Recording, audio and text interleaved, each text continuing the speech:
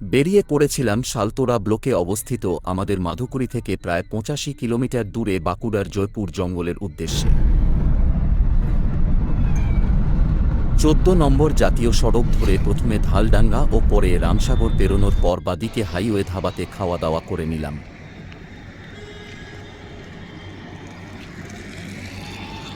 অতঃপর জয়পুর জঙ্গলের দিকে আমাদের গাড়ি ছুটে চলল।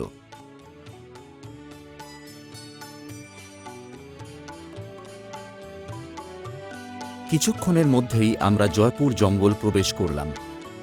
হাইওয়ের দুপাশে বিশাল শাল, মহুয়া, কুসুম, পলাশ গাছের গভীর জঙ্গল।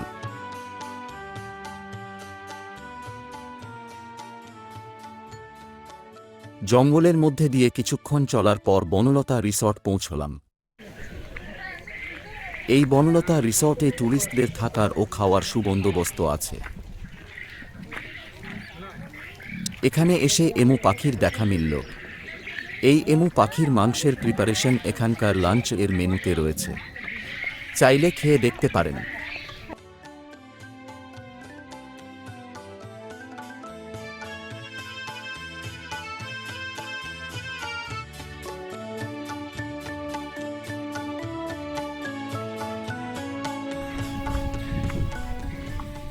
চারিদিকে নানান রঙের গাদা, কসমস, পাতাবাহার ফুল দিয়ে সাজানো গোটা চত্বর, আর তার সাথেই সুন্দর কটেজ ও রাস্তা দিয়ে সাজানো হয়েছে অতিথিদের জন্য।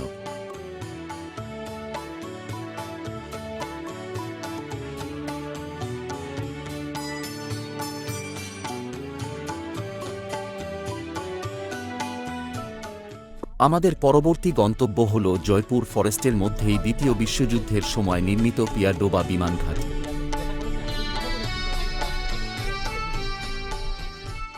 এটি ২ নম্বর স্টেট হাইওয়ে থেকে প্রায় ৬০ কিলোমিটার ভিতরে অবস্থিত।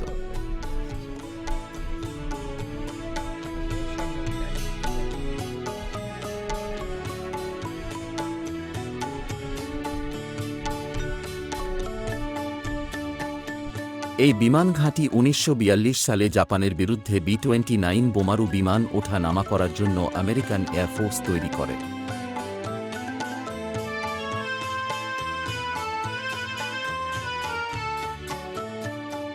এখানে পৌঁছে মনটা এক অদ্ভুত উত্তেজনাতে ভরে গেল।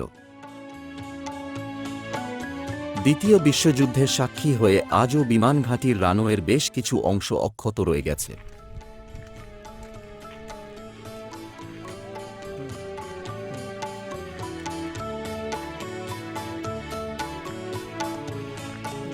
এরপর যে পথে এই পরিত্যক্ত বিমান ঘাঁটিতে এসেছিলাম সেই পথেই ফিরে চললাম।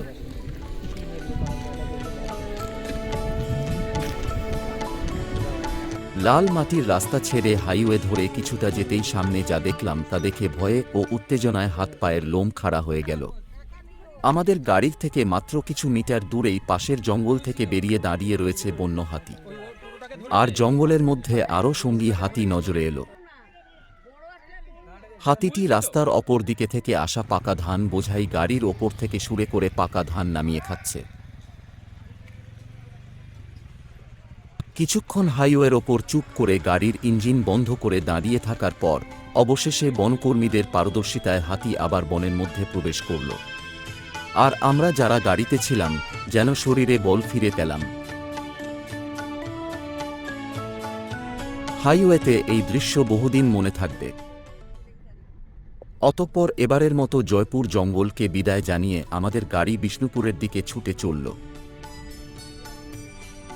আবার সময় হলে নিশ্চয়ই জয়পুর জঙ্গল একবার ঘুরে যাব। বাঁকুড়া জেলার জয়পুর জঙ্গলের ওপর এই ছোট্ট ভিডিওটি কেমন লাগলো জানাতে ভুলবেন না, আর ভালো লাগলে একটি লাইক দেবেন। আশা করে আজ এখানেই শেষ করছি। ধন্যবাদ।